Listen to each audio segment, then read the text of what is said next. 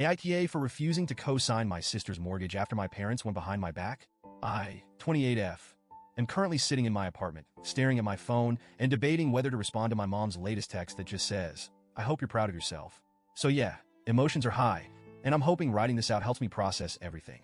For context, I work in software and I've been saving up for a house for years. Like, while my friends were taking trips to Bali or upgrading their cars, I was eating meal prep chicken and rice, obsessively checking my savings account, and dreaming of the day I'd have a home that was truly mine. It's been a grind, but I've been proud of myself for sticking to it. Meanwhile, my younger sister, 25F, is in grad school. She's brilliant in her own right. Don't get me wrong, but financially, she's a mess. Student debt, no credit history, and no real plan for financial independence. And my parents, well, they've always treated her like she's made of glass.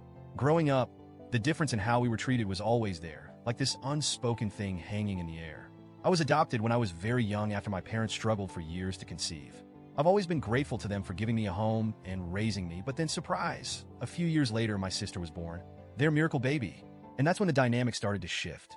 It wasn't overnight, but little things added up. If my sister messed up, it was excused. If I messed up, it was a teachable moment. I was expected to be responsible, to babysit, to help with chores, to make sacrifices.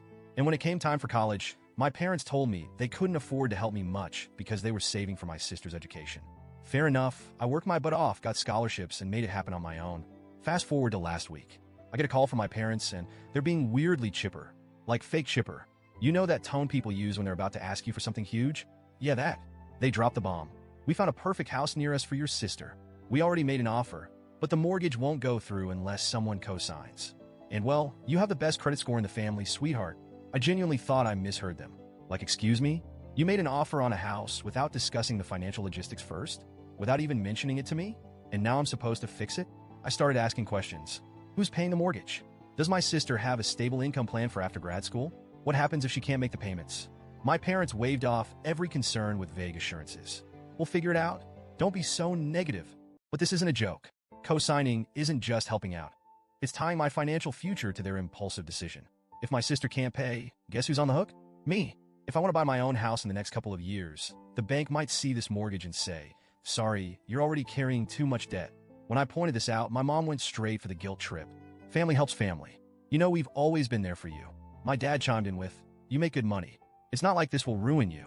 And my sister? She sat there on the phone in silence at first, but later, she started texting me. Paragraphs about how stressed she is with grad school, how she needs this house, how she's always felt like I looked down on her because I was so independent. I want to make one thing clear. I love my sister. I do. But love isn't a blank check. Love doesn't mean sacrificing my financial stability so she can live in a house she can't afford.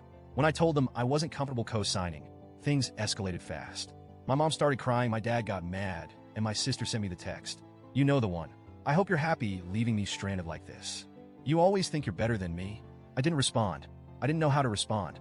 A few days later, my mom called again, calmer this time, but with a new tactic. Threats. "If you don't do this for your sister, don't expect us to help you with your wedding or anything else in the future." Well, remember this. That one stung.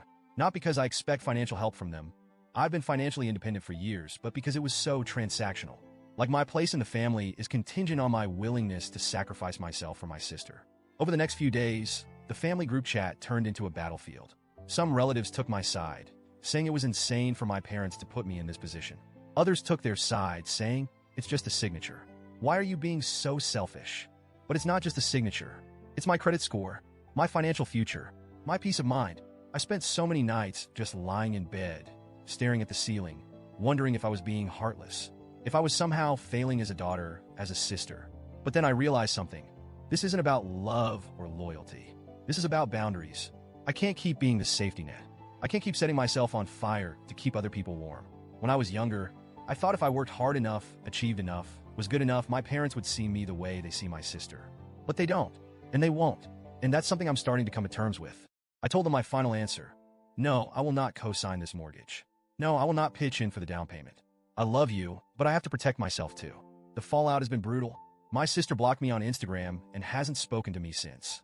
My mom keeps sending me guilt-ridden texts about how she's so disappointed in me. My dad won't even talk to me.